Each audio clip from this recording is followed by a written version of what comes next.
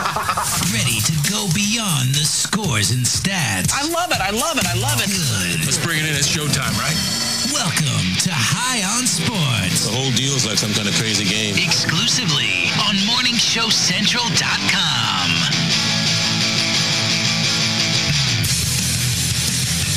Hello, and welcome to High on Sports. I'm Ralphie, and with me, as always, Ashley. And I am Von Erich. And joining us tonight, we are honored to have a special guest with us, Scott Pennyman, sports producer from 19 Action News. First things first, thank you very much for joining us tonight. No problem. Glad to be here. Hope everything's going all right with you. Absolutely. Just another wonderful sports weekend, huh? Oh, yeah. It was a good one. It was really good. This was the best weekend of March Madness by far. And we'll get more on that in just a minute. But real quick, I want to remind you guys, you can call the show toll-free, 1-888-668-0742. Email your questions or comments to shows with an S at morningshowcentral.com. Get to the website, highonsports.net. You have the archive of all our past shows, my blog, and a bunch of other fun stuff. Again, that is highonsports.net. Get a hold of us on Twitter at high_on_sports or with the hashtag HighOnSports. And make sure you're a fan on Facebook, facebook.com/HighOnSports. And as always, if you can't listen to the show at the computer, you can always listen to it on the go with your smartphone. Just simply search for and download the free-to-install app TuneIn Radio. Search MSC, hit play, and you are ready to go listening to us wherever you may be, as long as you got your smartphone with you. So let's get right into stuff. We got a jam-packed show for you. It is round one. Let's go. All right, real obvious place to start here, and I really want to get your take on this weekend and everything, Scott, is March Madness, full swing, I mean, to say the least. Ohio State was absolutely ridiculous with Aaron Kraft hitting that shot with, was it, .5 left? Hits a three-pointer to take the lead. Yeah, it was .2 left after it. That was absolutely insane. Something I want to know, though, is before we get too much into the games themselves, is from an analyst standpoint, have you seen some of the things Charles Barkley is going on about? I have. Well, Chuck is Chuck, so his job is kind of just to be entertaining. But I've seen some valid points that he said. It's kind of just comedy when you listen to what he says. I don't know how much of what he says you can really take seriously, or is it kind of tongue in cheek? So I mean, exactly. I really enjoy him as a personality on TV, not necessarily for his opinions, although I do agree with some. I just think that he's more so there for entertainment value. Honestly, I mean, I know a lot of people like in this neck of the woods are upset about him saying, "Oh, the Big Ten's overrated" and everything like that. But they got to see the point is he goes on there at halftime, talks about how overrated the Big Ten is. And I get mad, I want to hit the guy in the face, and then so I come back after the game and I'm like, what's he saying now? And then they got you. That's the plan. I'm not certain how you can call a league overrated when 25% of the teams in the Sweet 16 are from that particular and we had how many teams in the top 25 through the regular season? I mean, come on, Chuck. Exactly. So, I mean, that's just Chuck being Chuck. I think it's become sort of trendy to pick on the Big Ten, both in football and in basketball, because the conference has so much prestige. But when you look at the basketball teams in the Big Ten, I think all four, you got Michigan State, maybe not so much Michigan State, but Ohio State, Indiana, and Michigan have legitimate chances, I think most people feel, to either get to the national championship game or maybe have an opportunity to win it all. So I think that this is, of all the years you may want to really pick on the Big Ten, and Chuck, this is not the year. Now when you have 4 of the top 16 teams still around, still hanging around the NCAA tournament. So I think that's a little overblown. Now, the thing that I'm really interested here when it comes to, like you said, we've got 4 Big Ten schools still in it. Right. And I think the most interesting part is where you look at where they're still in it. Right. Now, obviously, highly unlikely, but a part of me is seriously rooting for this, although it would destroy my bracket. We could, at least where they are, could see an all Big Ten Final Four. Absolutely. I mean, again, I cannot stress enough to people at home that almost definitely won't happen. No, but, there's an opportunity. I mean, Kansas has a really tough game. Well, Michigan has a really tough game against Kansas. Yeah. They're obviously number 1 seed, so that's going to be a tough game, obviously. And you have Ohio State against Arizona. That's a winnable game, I would think, by most people's standards. Ohio State has the easiest path. Their whole damn bracket almost all the top seeds are gone. Exactly. 1, 3, 4, and 5 all got the Boom. They got the 6th seed in Arizona right now. That's the highest seed left. Yeah, what they're going to probably battle more than anything is maybe a little overconfidence, maybe. Yeah. Because when you look at it, Definitely. I mean, you look at that bracket, I mean, the number 1 seed was Gonzaga. As is, that was not necessarily a strong number 1. Yeah. Now they're gone. So this is a situation where they can really, if I'm not mistaken, won't they, if they win this game against Arizona, won't they play, is it the Wichita State winner? Wichita Yeah, State or LaSalle. Right. Which is a 8 and a 13. Right. So, I mean, there's a real strong opportunity. There's a golden opportunity for Ohio State to get to the Final Four right here. I mean, this could not have set up any better for Ohio State. So this will really it'll really be a tragedy down there in Columbus. Not a tragedy, but I mean, sports-wise. Pretty disappointing to say the It'd be a least. big-time disappointment if they don't get to the Final Four, obviously. One thing I want to mention, since we mentioned them, is LaSalle. I feel, it's hard to say you feel bad for a 13 seed in the Sweet 16, but I do, because they would absolutely be the story right now, if not for what the boys in Florida Gulf Coast are Who getting no done one's right even now. heard of. I don't even know if I think they snuck on the D1 in the D1 category because no one's even heard of them. Yeah, I think basically they just started. I think the college just started in 1997. I Yeah. think, and I think Jesus. that's the year I finished high school. And then I think they were just eligible to even make the NCAA tournament just a few years ago. Yeah. And here they are. And I mean, I tell you what, when you watch them play, you wouldn't think that this is a team. The way they play basketball is just outstanding. I mean, they swarm you defensively. I mean, I instantly knew from the first 5 minutes of that Georgetown game, not that they would win, but I it knew was they were gonna going to be be in that close, game. yeah. It's because they swarm so well defensively. Yeah. They play offense about as well as any team who's left in this tournament. I mean, as far as from an execution standpoint. Yeah. So, I mean, when you watch them play, it's a thing of beauty. You would think that this is a top 5 seed. I mean, top one 4 of the seed. big conferences. I don't even know what conference are they even in. I don't even know. I believe is it the Atlantic, not the Atlantic Coast, like the Atlantic Gulf Coast. I don't even know. I've heard it yesterday. I'm not sure what the conference name is, but I can't even tell you. I have to look into it. So I mean, it's just one of those things where, and they move the ball very well. Yeah. Surprisingly athletic for a team. For a 15-seeded team. Yeah. I mean, they've got some tremendous athletes. I mean, and they just play wide open, almost kind of like street ball. I mean, they just come down the court. They're easily the most entertaining team to watch. My God, I loved watching them last night. My stepdad was getting so mad. He's like, this team is too cocky for a 15 seed. I'm like, Barry, they're a 15 seed that is out there they didn't just beat Georgetown and beat San Diego. They beat them. Right. Like, it wasn't like a buzzer beater, luck shot from half court. I'm like, they were winning the whole game.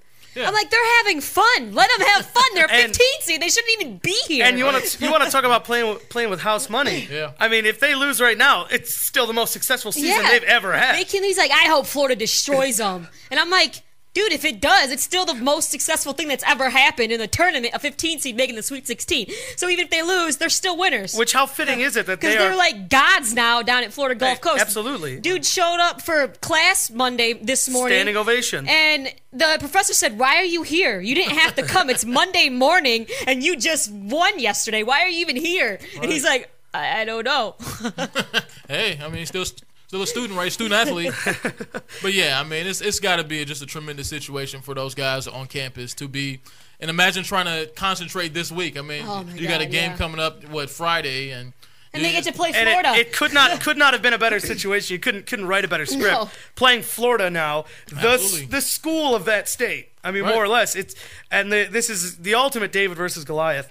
And also, fun fact to keep an eye on during this game, I just learned this today, is this was the first time, let's see if I can word this appropriately, with Florida Gulf Coast, this is the first time that a school has won 2 games in its first appearance in the tournament since only one other team has done that, and it was Florida in their first appearance, and I want to say 1987.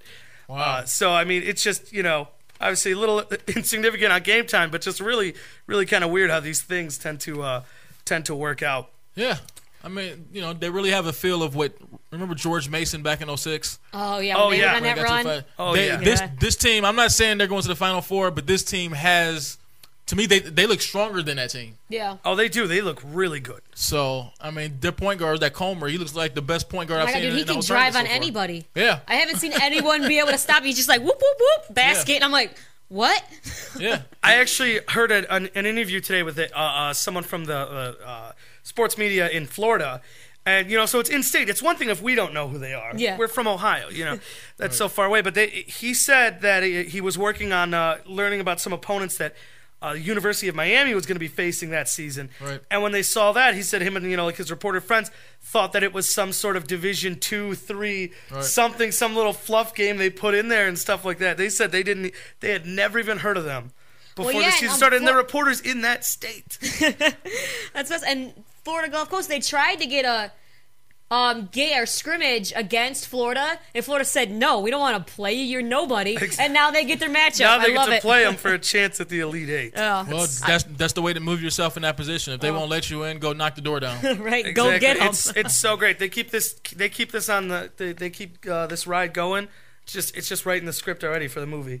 Right? You just start casting now. It's going to be the next Hoosiers. So it's going to be Gulf Coast. Or Eagles. The Eagles. They're the Eagles. I don't know many Except they keep Eagles running on the around doing the coast and chicken everything. dance. I think a seagull would make more sense, but I don't know, that's just me. It's it's tough to say what's really the game to watch because they're all so big. But I mean, the Florida Gulf Coast one has to be up there. I mean, right. I mean, from a viewership standpoint, I mean, it's the reason. I believe I saw something this morning that said that this tournament is the most watched in the last 25 years. That's a good reason for it. I mean, because there's so much parity right now in college basketball, and of course, this tournament is for as far as us watching, it's for the Cinderellas. I mean, that's kind of what fans tune in to want to see. You want to see, schools like LaSalle and Florida Gulf Coast do really well. Now, historically, they eventually always get knocked out. The Cinderella slipper slips off in the Sweet 16. Yeah, that's kind of historically what happens. So we'll see. Since you mentioned LaSalle, something everybody, a lot of people forget. LaSalle was a play-in team. Right. LaSalle in the Sweet 16. This is what I was talking about last week. Is because you have a 13 seed as a play-in team when you got two other 16 seeds that aren't a play-in team. Exactly. Who the hell came up with that? A school like a Florida Gulf Coast is a 15 seed. They didn't have to play in. But a 13 and 11 had to play in. I'm like, I don't get how they worked that one out. Yeah, it doesn't seem to make much sense. I don't know exactly why they didn't pick that. I understand why they expanded it to 4 play-in games, more schools, more excitement, stuff like that. But that is strange. It makes no sense why it's not 4 certain 16. seeds like that. We're gonna look at our brackets here real quick just to see how we're doing, and just real quick for us here on the show is Ashley is winning right now. What up? You have 11 members of the Sweet 16 accurately predicted. You got where were we? Louisville, Michigan State, Duke, Wichita State. Gonzaga chokes every year, man.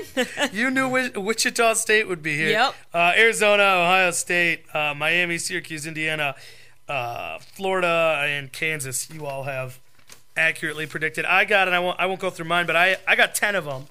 I got 10 of the Sweet 16 correct. Von Erich got 9. So I mean, we're all over half, which is probably, I was saying before the show, probably our best year of brackets we've ever done on the show. This is usually around the point, though, where this is the weekend they'll all sort of go to crap once we lose everything. And Scott, you were telling me before the show, you actually got, how many did you say, 12? I have 12 of the Sweet 16 right now. I was fortunate enough to kind of take a flyer on Oregon to sort of get those guys in there.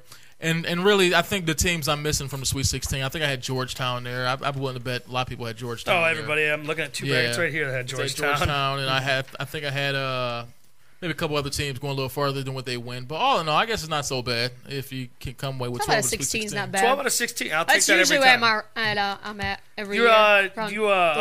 Who's your Final Four? They're all still playing? My Final Four is all still there. I had I believe I had Ohio State versus Duke. And I think I had Miami versus Michigan, so that's that could still happen. Nice. So it's still we'll see. Like Michigan's I said, going down. Well, they could. I hope not. They're going down. It's interesting. Kansas is my champ. So I've been especially mostly starting last week. I've been really high on Kansas. But I gotta say, last week I was saying keep an eye on the freshman Ben McLemore. He has yet to make a 3. Oh, so. So you can take that one of 2 ways. He's either slumping or he's overdue. I mean, and if I had to name one thing so far that this tournament is missing, if it depends on how you look at it. I mean, it's a great college tournament, everything like that. But I think that one thing so far that I would say it is missing is that the presence of that elite level NBA type top three, kind of like last year with Kentucky. Where they steamrolled everyone. Yeah, when you saw Anthony Davis, I mean, he was obviously kind of like the most outstanding player. I don't think this tournament yet has that sort of player. Like when I remember in 03 watching Carmelo Anthony rip through the tournament. You know, that sort of standout guy who goes from maybe somewhat of a prospect to automatically the number one overall pick. Lottery, You know, that sort of player. It doesn't seem to be that sort of like a Derek Williams of not too long ago with Arizona. Exactly, really made his name in the tournament. Absolutely, that sort of player that just changes the game when he's in there. I think that so far I haven't seen that sort of a player yet. Well, maybe one will come to the forefront now that we're getting later in the tournament. But I don't think one player you can really look at right now. And there's a bunch of great team performances, but I don't think there's one player that you can look at and go, wow, man, this guy has really taken his game to the next level and therefore taken his team to the next level. Yeah. Oh, absolutely. I couldn't agree more. It's weird because it's you know, to me anyways, it's a good thing and it's a bad thing. Right. It's you miss seeing you miss seeing the greats be great. Right. But at the same time, you are getting these crazy results. Absolutely. And things just, you know, going to the wire and stuff. Mm-hmm. And you even get, like going back to the Ohio State game, Aaron Kraft, you know, hitting the three to he's give like them the lead. He's like a 29% three-point shooter. That and Aaron Kraft, who's supposed to be, you know, one of, if not the go-to guys on this Buckeye team. And down the stretch, he was one of, if not the main culprit for why the Buckeyes allowed the Cyclones to come back. Two front ends, a 1-and-1. He couldn't miss. He could not make a free throw to save his life. But then ball in his hand, and of course he sunk it to get the win. Yeah, so. but that's what really good players do. They have a short memory. Yep. You can't really think about what happened, you know, before that point in the game. You just got to move forward. About what's happening now. And he wanted the ball in his hand, and he trusted himself to step up and make the shot when it really mattered. I mean, and that's what you want out of your star players. You want them to have a short memory and have the ability to step up and make a play when it counts. Yeah. And that's what he was able to do. I mean, just not really a whole lot of bad things that you can say about that, you know. Oh yeah. No, it's exciting weekend, and I love it now because where they have it is now they're really not games competing with each other. Right. From a television standpoint, now that we've got it down to so many teams and games, it's you know, they're one after the other. Yeah, you can watch the games. The first 2 days are a little rough because my so I love I'm getting that. whiplash from turning my head every which direction. You watch like 17 basketball games in one day, just from one channel to the next. Yeah, you want to make sure you got a fresh pack of batteries in the remote. Right? That's why it's nice now that they have it not on. It was just like it was just like 2 channels before, but now they got on CBS, that was TNT, in the last couple of years they've expanded TBS, it. True TV. So I'm like every channel just boom, boom, boom instead of waiting for them to finally click the highlights. And then they got the March Madness has, you know, their own app and stuff like that where you can actually watch stuff from online and things like that. So it's nice. I'll admit I had the multiple screens going there for a little bit this week. You got the tablet, the cell phone, the computer, that, you know, however many it takes. But yeah, no, definitely a crazy weekend. We're gonna shift gears a little bit here though, out of March Madness and get into some Browns talk because as of today, which is the 25th, we are 1 month from the draft. Of course, with our Brownies picking 6, and a position they might spend a draft pick on. Obviously not in the first round or anywhere close to it, but at least something we have to touch on because this just happened on Tuesday, I believe it was, that it became official. This was, you know, so it happened since our last show, so I'd be remiss if we didn't at least bring it up, but Phil Dawson signing with the 49ers. That is just, I mean, you know, it's a kicker, so obviously we have bigger fish to fry. You don't really want to say that, but they do need to get some other things figured out, but it's just he's the highest scoring player in Browns history. Yeah, well, he's been with us since '99, since we came back, and pretty much our only offense is kicking field goals. Well, it's been. I mean, at least finally now we could get to the end zone with Richardson, but yeah. I love Phil Dawson. And the dude, and like Cleveland is not an easy place to kick. No, it's outside not. With that win by the lake, and the dude mastered it. And now we got to find someone else to figure it out. I think when you look at the way the front office is with Joe Banner and those guys, they weren't. We value Phil Dawson's worth at a certain amount, but I think ideally the way the front office is thinking, which I think we all understand, is ideally they want to score touchdowns. Yeah. So I think the idea is to get some more players that can help you do that. Yeah. And then if you do that, then having a really good kicker means a little bit less. I mean, obviously you want to be able to make the kicks when you need them. But I think that the idea of the people running the front office, and Joe Banner sort of has the mentality and he has the reputation of kind of being a guy who doesn't maybe mind pulling the trigger on getting rid of a fan favorite. So I think that when you look at those things and look at the fact that they need so many things, look, with the shape the Browns were in, they can't afford to pay $3 million for a kicker. They can't because they need so many other things to have a good football team. Yeah, I see. And, I mean, at least Phil's going to the 49ers, so now he has a chance at a ring. Oh, yeah, so, that'd be nice. It'd be nice. I'll give him that. He deserves it. Oh, yeah. And it is you brought up a great point. It's nice big picture wise to have these people in power that they are, the Banners and Haslams and stuff, who don't look at it from our perspective, as Browns fans, because we're going to look at a guy and we're going to keep valuing him. Like even another Brown who just recently left is Josh Cripps. Right. Is we look at these guys who say they love it here, so then we love them. Because you still got to feel like the city's just hurt still by the LeBron James getting stabbed like that. So hearing someone say that they love it here, we cling to that, we love that. But so we're almost too close to the product to pull the trigger on something. Yeah. But and it's just nice, fresh set of eyes coming in. Absolutely, to really evaluate things. I think it's good to have a front office in place that isn't afraid to make those tough decisions. Yeah. I think that's what's been missing is the fact that.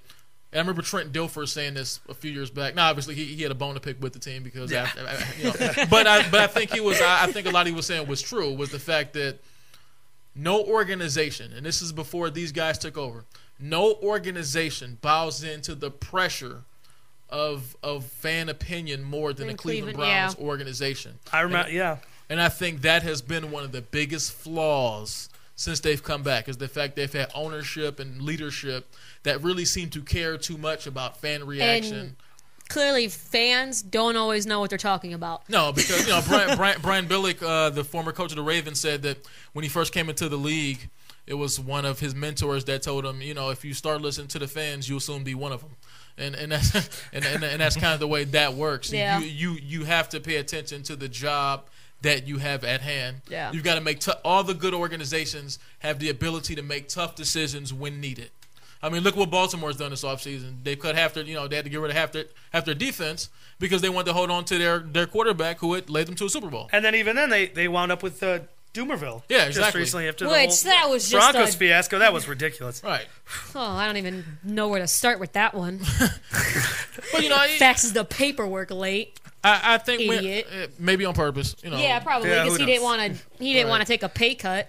But I think that when you have a good organization, you have to have people in place that aren't afraid to make tough decisions on popular players. Yeah. And I think that's the case here with Cribbs and Phil Dawson. I think those are decisions that maybe you didn't want to make but had to be made. Absolutely.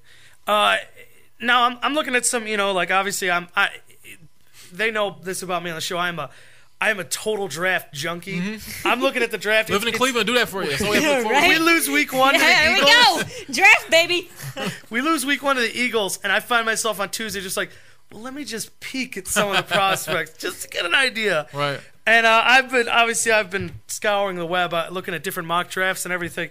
And a trend I've noticed with a lot of them is constantly defense. Everything's defense. Is there any chance the Browns look offense at all, or is it not necessarily that big of a need right now, or is it that the talent's not there in the early round? I was thinking about that the other day. I'm thinking it's surprising to me that all these teams are thinking defense because when you look at the NFL over the last 5 to 10 years, it seems like you got to have offense. All been offense. And I don't know that in today's NFL that you can really even play the kind of defense that you could play 12 to even like when the Ravens won the Super Bowl in 2000, the rules are such to where you can't really play that kind of defense anymore.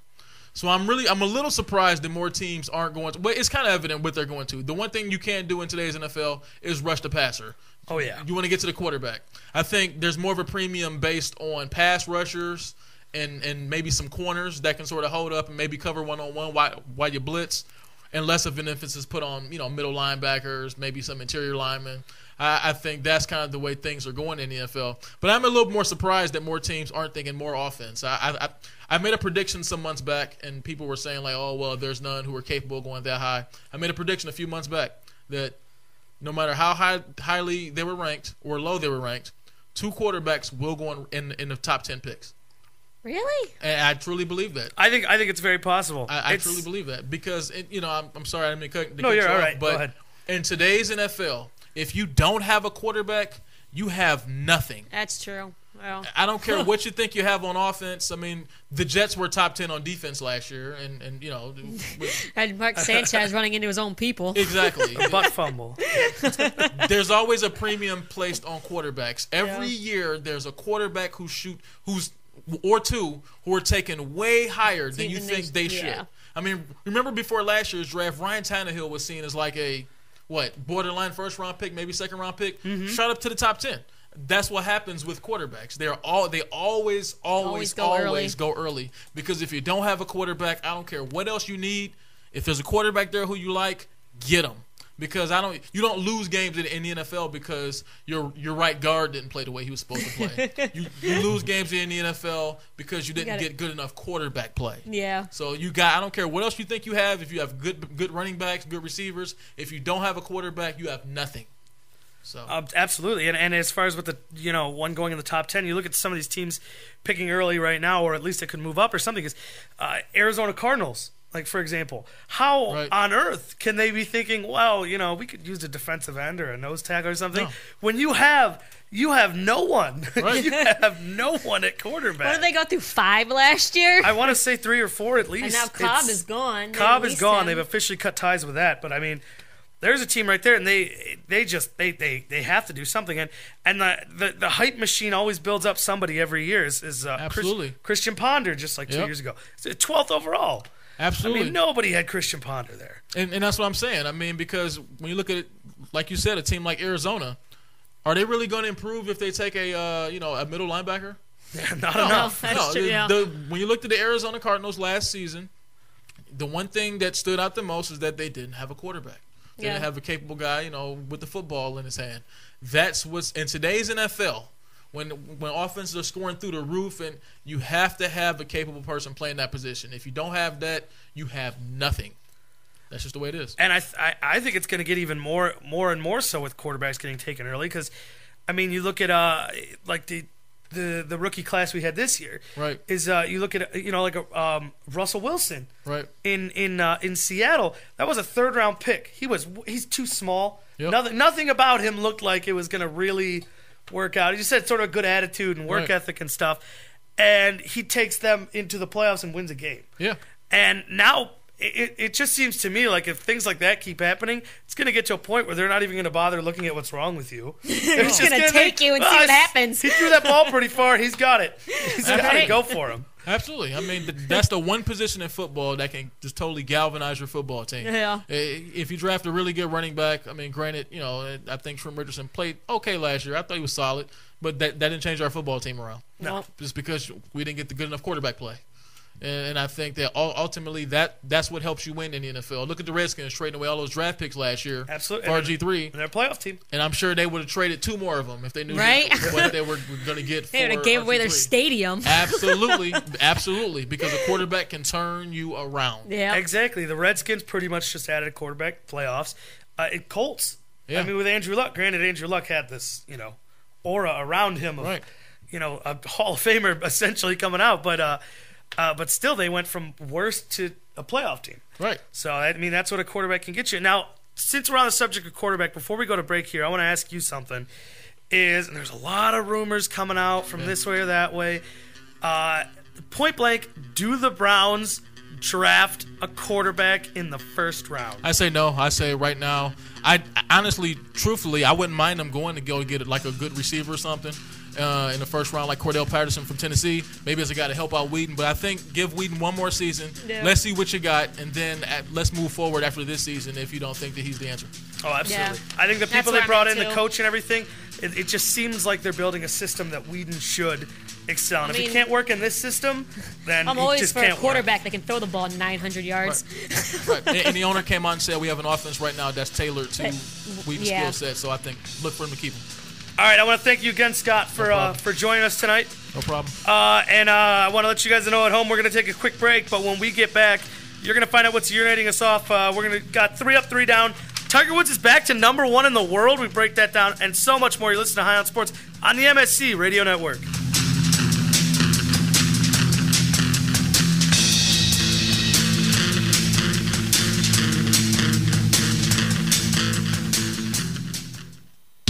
Oh, great. Not another farm bill request. Check us out on Facebook at facebook.com/Morning Show Central. Denying one farm bill request at a time.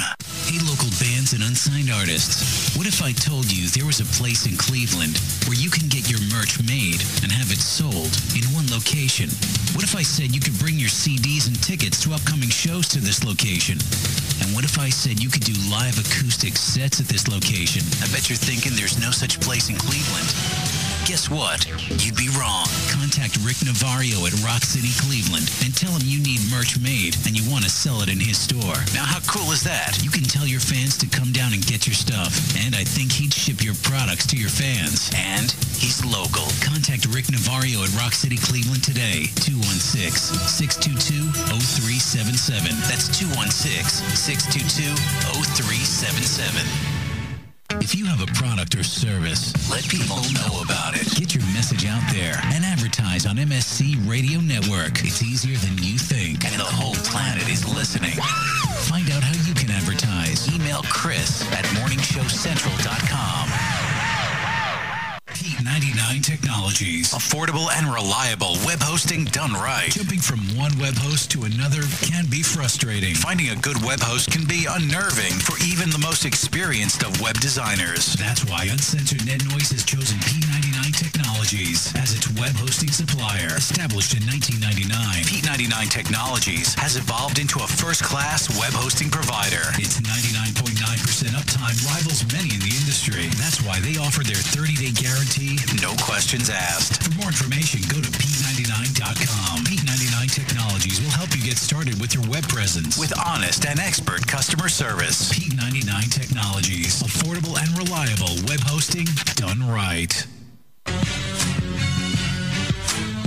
Okay, we got some breaking news from downtown Cleveland. We're going to kick to our on-the-scene reporter, Justin. This is Justin from the MSC Radio Network. We are live downtown where we've had some reports of some recent zombie attacks. We got a witness here that states she knows what's happening. Oh my God, the zombie was eating that man's face. But I got an awesome Mindless Clothing t-shirt. Mindless Clothing. www.mindlessclothing.com.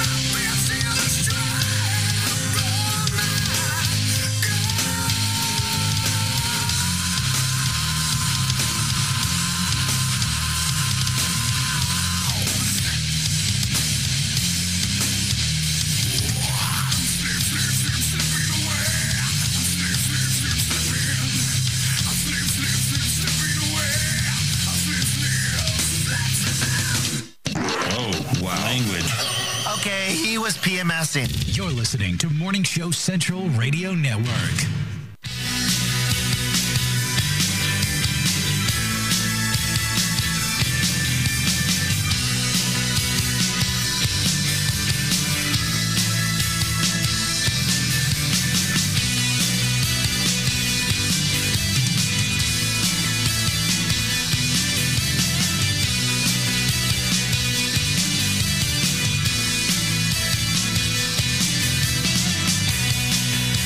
Hello, and welcome back to High on Sports. I am Ralphie, and with me, as always, Ashley. And I am Von Erich. And once again, I just want to thank Scott Pennyman from 19 Action News for stopping by, talking bracketology with us, and some Browns draft talk. Very insightful, very good. It was a fun guy. What a nice guy. Fun guy. Oh yeah, very nice. Cool. If you missed the first half, remember you can check out the show on YouTube or download it for free from the website highonsports.net. And remember, we still got a whole half a show here that you can call in. It's 1-888-668-0742. You can email your questions or comments to shows with an S at morningshowcentral.com. You can get a hold of us on Twitter at high_on_sports. You can email us shows with an S. I already said that part. My bad. Facebook.com/high-on-sports. I'm all over the place. Remember, get the TuneIn Radio app. It is free to download and install on your smartphone or tablet, for that matter.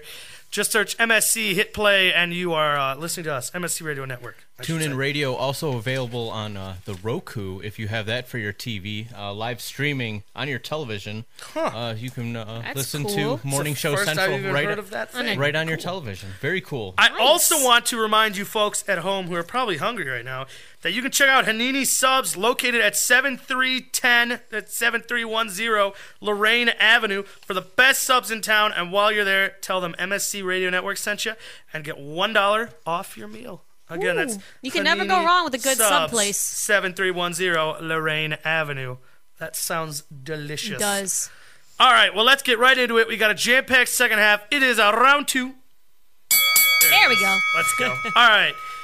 It's time for What's Urinating Us Off, and we're going to start as we always do with Von Erich. Von Erich, what's urinating you off? Well, after Wichita State won their matchup, defeating, I don't have it in front of me now. Who did they beat? I do. Gonzaga. Yeah. Gonzaga. They were going to their plane and just happened to be crossing paths with Tim Tebow. And he jumped on. This ought to be good. He jumped on the bus, gave him a quick little pep talk. No big deal, right? You know, he's just giving an inspirational speech to some young college kids. You know, who would why not? What's the big deal? Turns out Tim Tebow's handler went to the coach of Wichita State and asked if he could give a pep talk to the team. So it wasn't the coach or someone from Wichita State saying, "Hey Tebow, you want to come in here and talk these kids up a little bit?" Tebow went and searched this out. What a douche! It just who does that? It kind of angered me, but then one of the comments on here on the ESPN board was what Tebow said to the team was, "Never underestimate the bounce pass. It always worked for me." What an idiot. That is a little bit ridiculous. At least he's making fun of himself because he knows he's a garbage quarterback. It's one thing if you're someone who inspires people. It's a whole nother thing. And these are two different sports. Who wants to inspire people. Football, basketball. Yeah. That'd be like if the guy who just dropped off our Asian food here at the studio were to come in. Hey, let me give a quick inspirational speech on the air. Yeah. Give a pep talk. Break it down how to make your show better. You know what? I'm going to start doing this. I'm going to go anywhere and just say, "Hey, let me give a quick pep talk." Walk into the first restaurant down the street. I've changed my mind. This doesn't urinate me off anymore. I'm doing the old switcheroo on this one. I kind of like this. This is the most. Who does that? I mean, usually it's the team or whoever going to get like, "Hey, dude, come talk to my team."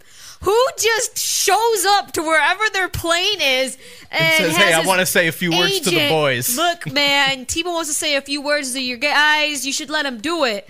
What?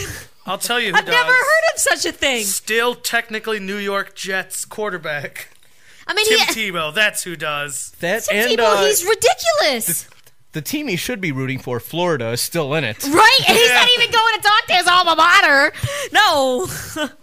Because, they'd probably be the ones calling him. I don't even know. It's the most ridiculous thing I've ever heard. That is pretty ridiculous. Thanks, Von Eric. And now, Ashley, what is urinating you off? See, now I'm just laughing because that's funny. The CMT one cheers everybody up. He always has the good ones, and I got to try to come back after that. I'm like, I don't even know where to go. Anywho, this is neat. Okay, well, what's urinating me off is Minnesota decided to fire their coach, Tubby Smith, because he lost to Florida. They were an 11 seed, and they lost to a 3 seed. They really had no business winning that game, but because they lost it, they fired him. And, I get it. He struggled through the Big Ten, only went 46-62 in his 6 seasons. But when you have to play Indiana was struggling for a little bit, too. They had that short period. But then Ohio State, Michigan State, Illinois is always tough. The Big Ten is one of the hardest conferences in the league. And it's Minnesota. Who the hell wants to go to Minnesota when you can go to Ohio State? Plus he's a good guy. He graduates his kids. He's given them relative success. He went 124 and 81. That's not horrible.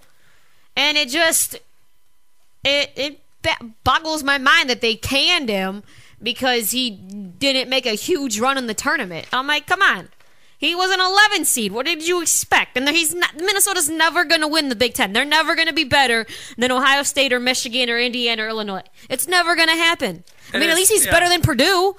Well, there you go. You're better than Purdue. And at least they make it into the tournament. They make it in the tournament every year.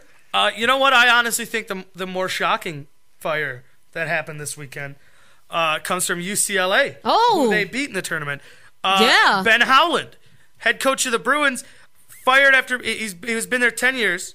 He's fired 3 of those years, 3 consecutive years. He took him to the Final Four. Yeah. And that's absolutely ridiculous. Listen, I'll tell you what. There's a lot of big basketball schools. The Kansases of the world, the Indianas, the Dukes and North Carolinas. But none of them should expect Final Four 3 years in a row. That is a rare treat. It is. And everyone's talking about Ohio State being the only school that's made the Sweet 16 the last 4 years in a row. Shocked. That blew my mind. Yeah. I was like, how is that possible? But it's true. It seems to me like UCLA, they're stuck in the past. They're still 11 years in a row with Bill Russell and what's his face. Exactly. They're still they haven't That's never going to happen again. Ron Woodson and whatever, head coach and everything. No one's can't happen again. John Wooden was the coach. No, that's never going to happen again. No one is ever going to beat what UCLA did back in the day. So UCLA, you need to realize you're never going to get back to that. It's impossible. So why are you canning a guy who got you to the Final Four 3 times? Absolutely. 3 times in the Final Four in a row. Thad Matta is a god at Ohio State. He got us to the Final Four, twice? I want to say twice. Because we got the championship. We were in the Final Four we last lost in the finals.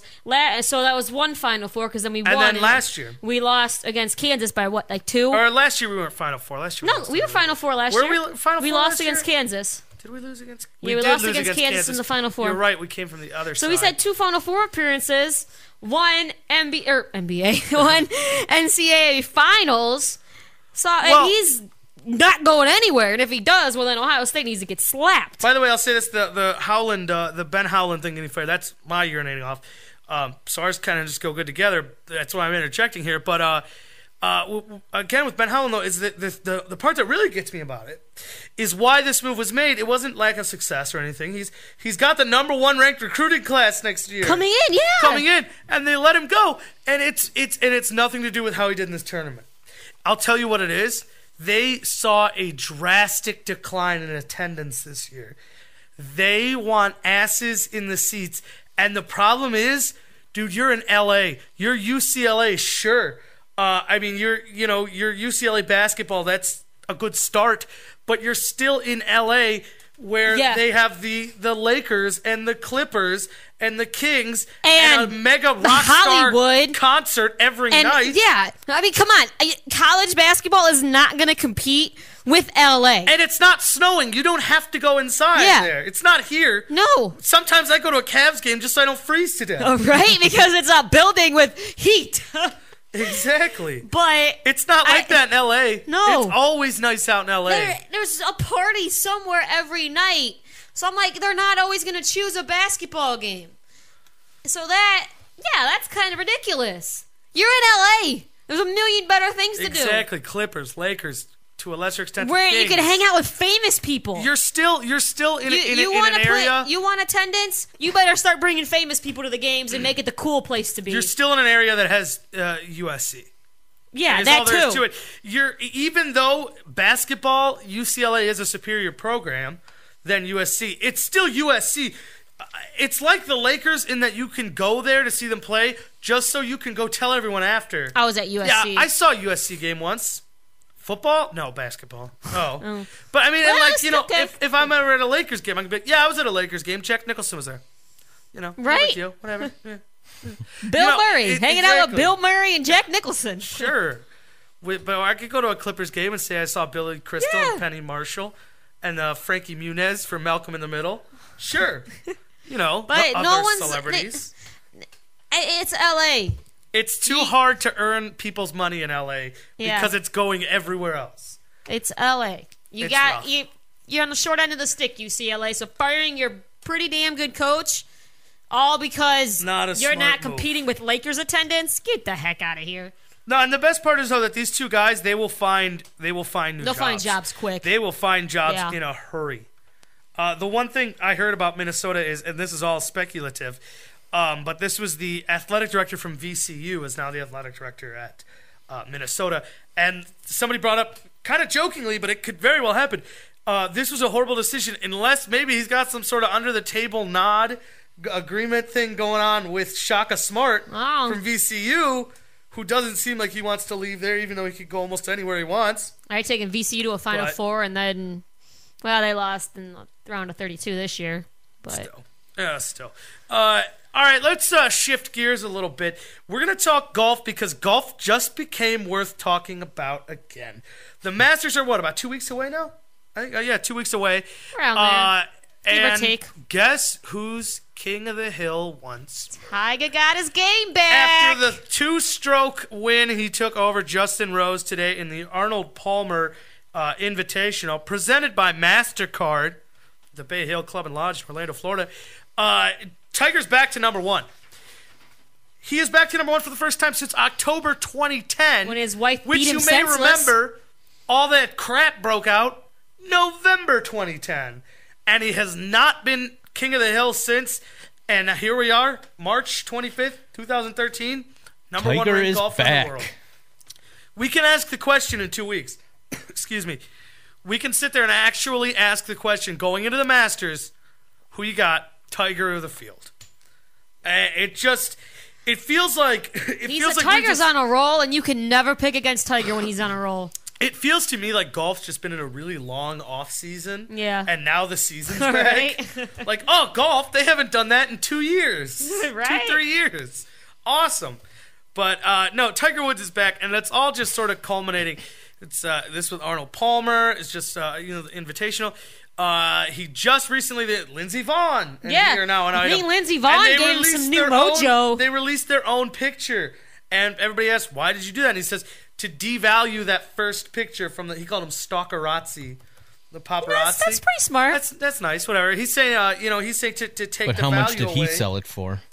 Right? Exactly. Someone point out, now how much is that second picture going for? I'm telling you, he's got to make some money back after he shelled it all out to his ex-wife in that divorce. I think he'll be okay. I'm just saying, it was like, what, $170 million? Speaking of, he's going to have some more money in his pocket because tomorrow launches the next edition of his EA Sports Tiger Woods PGA game. Money in the bank. Again, working with Arnold Palmer, the big thing for this game, I just recently started paying attention to it. Believe it or not, I don't play many golf video games because that just seems weird. But the big thing is it's bringing in all the old pros. Who's the Who's the guy who actually did the promo for us, Von Erich? Remember, was it Bobby Jones, I want to say? Yeah, legendary pro golfer Bobby Jones. That's right. He did a promo for High on Sports. That's very nice of him.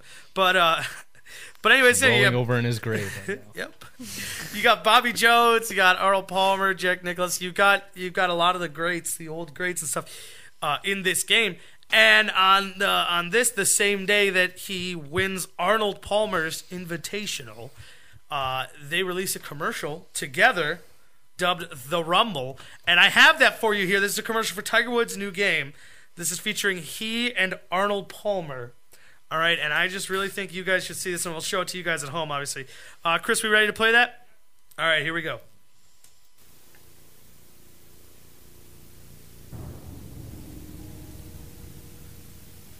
You been playing a lot at home or no? Hit a few balls once in a while. That's about all. Hey, I've been looking for you two. Hand over the trophies and no one gets hurt.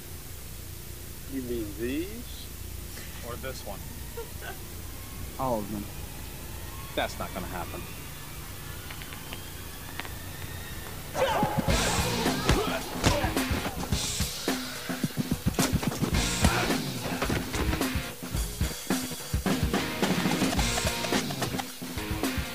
Omaha spread? That's what I was thinking.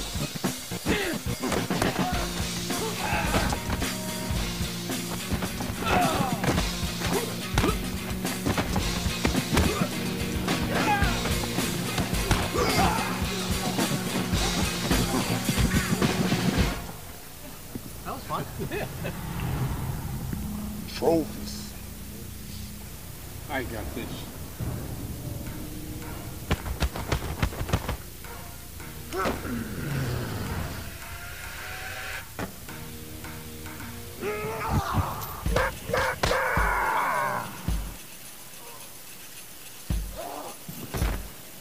Servino? Fellas!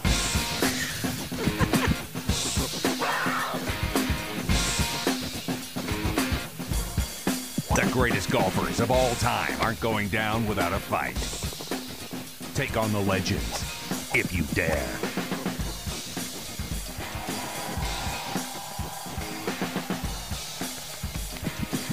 Tiger Woods, PGA Tour 14. That had nothing to do with golf, but that was pretty funny. Not a thing. That was really good, though. It was funny. I thought that was really good. Man, Arnold Palmer can fight. Right? Look at that old man go. He can fight, golf, make delicious drinks. Man, Arnold Palmer can it. do everything. Yep. Absolutely everything. That is awesome. All right, I just like it. I like Tiger back. You know, I like it. And now he's got to win the Masters. Win the Masters, and everybody will shut up. Yeah. Forever. Because I thought for a second, I'm telling you, I thought for a second there he was never going to get it back, so I thought his wife beat the talent out of his head. I don't think he'll ever be what he was. But I don't think he'll ever be Sunday Tiger. Everybody's terrified being themselves. I think Lindsey Vonn gave him some mojo back. Maybe. Who knows? Now he's winning. He started dating her. Next thing you know, he wins a couple tournaments. Whoa. Yeah, who knows? I just win that. All I'm saying, Tiger, if you're listening, Tiger, you're listening. I think we all know that. And I'm gonna give you some advice. You probably haven't thought of this, but win the Masters. Hey, I found that Bobby Jones clip too. Oh, did you play that real quick? Hi, I'm legendary golfer Bobby Jones. And when I'm not moving my hips when I swing, I'm listening to High on Sports every Monday at 9 o'clock on the MSC Radio Network.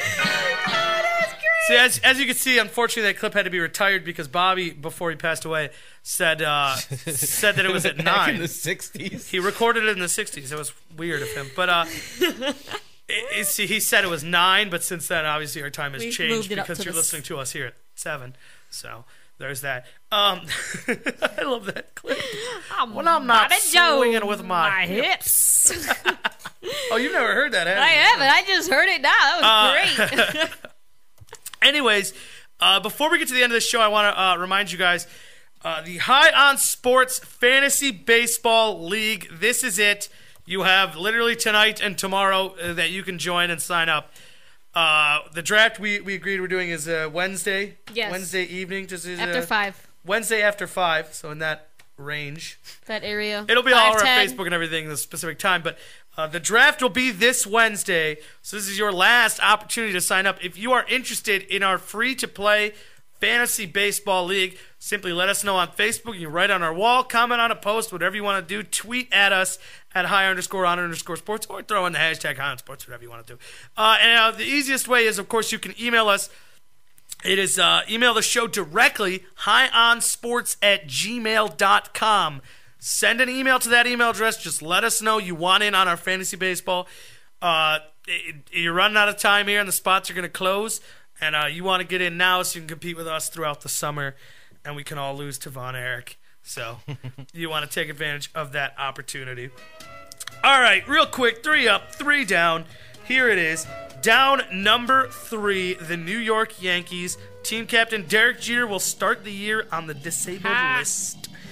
Down number 2, Denver Broncos lose Elvis Duerville to the Ravens only because of that stupid faxing mistake. Or as Scott Pennyman pointed out, was it a mistake? I don't know anymore now. Down number 1, I mentioned it before, Ben Howland, head coach of UCLA, fired after 10 years, despite once leading the Bruins to 3 consecutive Final Fours. That doesn't happen, people. Up number 3, the Miami Heat. Winning streak continues, now at 26. If you haven't realized by now, they're going to be up every week until they lose. That's just how this is going to work.